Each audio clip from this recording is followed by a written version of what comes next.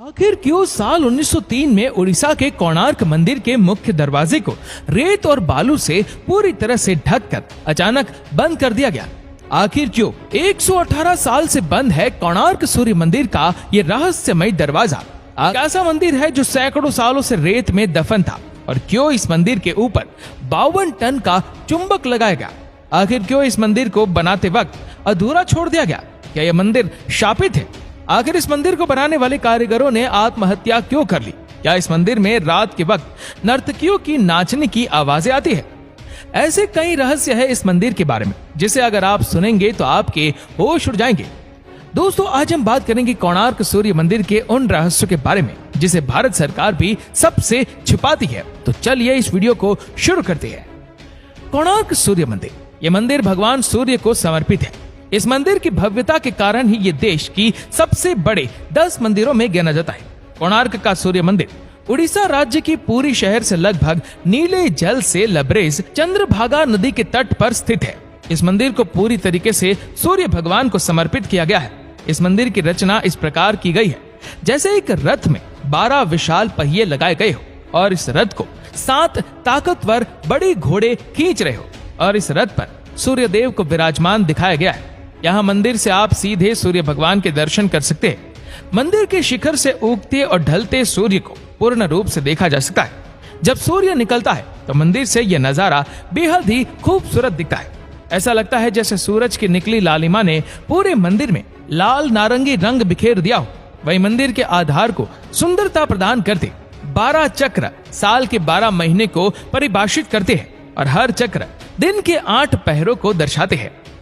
यह मंदिर 2 भागों में बना हुआ है, जिसमें से पहले भाग नट मंदिर में सूर्य की किरणें पहुंचती थी, और कहा जाता है कि कांच या हीरे जैसी धातु से वे इस मंदिर की प्रतिमा पर पड़ती थी, जिससे इसकी छटा देखते ही बनती थी। वही मंदिर की कलाकृति में इंसान हाथी और शेर से दबा है, जो कि पैसे और घमंड का घोतक है और ज्ञान वर्धक भी है। इस मंदिर के बारे में कहा जाता है कि श्री कृष्ण के पुत्र सांब को श्राप से कोढ़ रोग हो गया था। उन्हें ऋषि कटक ने इस श्राप से बचने के लिए सूरज भगवान की पूजा करने की सलाह दी थी।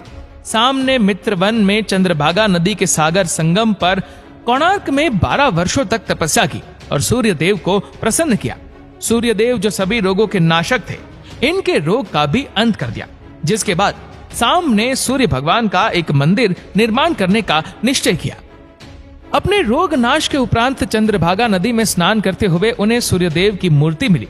ये मूर्ति सूर्यदेव का शरीर के ही भाग से देव शिल्पी श्री विश्वकर्मा ने बनाई थी।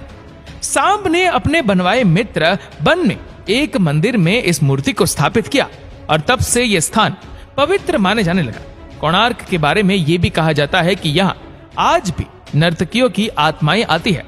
अगर कोणार्क के पुराने लोगों की माने तो आज भी यहाँ पर शाम को उन नर्तकियों के पायल की झंकार आपको सुनाई देगी, जो कभी यहाँ राजा के दरबार में नृत्य किया करती थी। इस मंदिर का निर्माण एक सैंडविच के तौर पर किया गया है, जिसके बीच में लोहे के प्लेट थे, जिस पर मंदिर के पिलर रुके हुए थे। ऐसा भी कहा जाता है कि मंदिर के ऊपर एक 52 टन का चुंबक रखा हुआ था, जो कि इन खंभों से संतुलित था।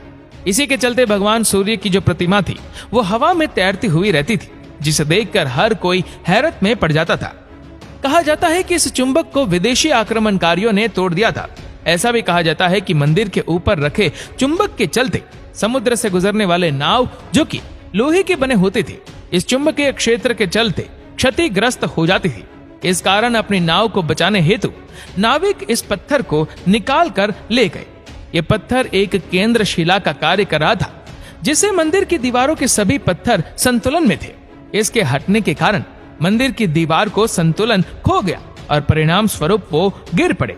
परंतु इस घटना का कोई ऐतिहासिक विवरण नहीं मिलता, और न ही ऐसे किसी चुंबकीय केंद्रीय पत्थर के अस्तित्व का कोई ब्यौरा उपलब्ध है।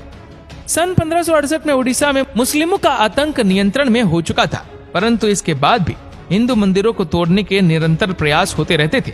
इस समय पुरी के जगन्नाथ मंदिर के पंडों ने भगवान जगन्नाथ की मूर्ति को श्री मंदिर से हटाकर किसी गुप्त स्थान पर छुपा दिया था।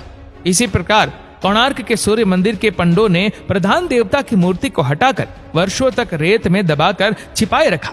बाद में ये मूर्ति पुरी भेज दी गई और वहां जगन्नाथ मंदिर के प्रांगण में स्थित केंद्र के मंदिर में रख दी गई। कई लोगों का ये मानना है कि यहाँ की पूजा मूर्तियां अभी भी खोजी जानी बाकी है, लेकिन कई लोगों का ये भी कहना है कि सूर्य देव की मूर्ति जो न्यू दिल्ली के राष्ट्रीय संग्रहालय में रखी है वही कोणार्क की प्रधान पूज्य मूर्ति है। फिर भी कोणार्क मंदिर में सूर्य वंदना मंदिर से मूर्ति हटाने के बाद से बंद हो गई। इस कारण कोणार्क में तीर्थ यात्रियों का आना जाना बंद हो गया। कोणार्क सूर्य बंदरा के समान ही वाणिज्य गतिविधियों का एक कीर्तिमान नगर था, परंतु इन गतिविधियों के बंद हो जाने के कारण ये एकदम से वीरान हो गया और कई सालों तक रेत और जंगलों से ढका रहा। फिर बाद में इस मंदिर को खोजा गया, लेकिन इसके कई हिस्से बहुत ही बुरी हालत में पाए गए। फिर बाद में ऐसा कहा जाता है कि कई आक्रमण और नेचुरल डिजास्टर के कारण जब मंदिर खराब होने लगा तो 1901 में उस वक्त के गवर्नर जॉन वुडबर्न ने जगमोहन मंडप, जो कि इस मंदिर का प्रधान मंडप है, उसके चारों दरवाजों पर दीवारें उठवा दी और उसे पूरी तरीके से रेत से भर दिया ताकि यह सलामत रहे और इस पर किसी डिजास्टर का प्रभाव ना पड़े। इस काम में करीबन 3 साल लगे और 1903 में यह पूरी तरीके से पैक हो गया। वहां जाने वालों को यह पता नहीं होता कि मंदिर का अहम हिस्सा जो कि जगमोहन मंडप है वह अभी तक बंद है। बाद में ASI ने इसके अंदर के हिस्सों पर शोध कार्य आरंभ किया। कई बार लोगों के दर्शन हेतु इस मंदिर के मुख्य दरवाजे को खोलने की बात कही गई, परंतु 118 साल बीत गए और आज भी ये आलम है कि ये बंद है। आप इंटरनेट पर और आर्टिकल के माध्यम से पढ़ सकते हैं कि न जाने कितनी ही बार इस मंदिर के मुख्य दरवाजे को खोलने का जिक्र हुआ, लेकिन बार बार आखिर में ये निर्णय बदल दिया गया।